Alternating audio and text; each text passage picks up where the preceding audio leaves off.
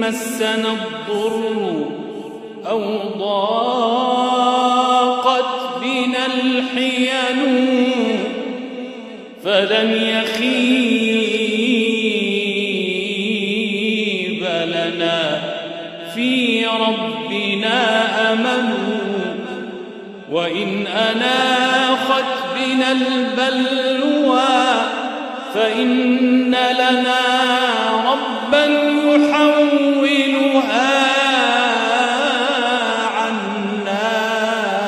فتنتقل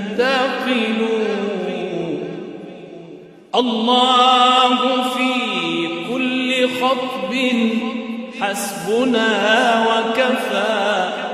إليه نرفع شكوانا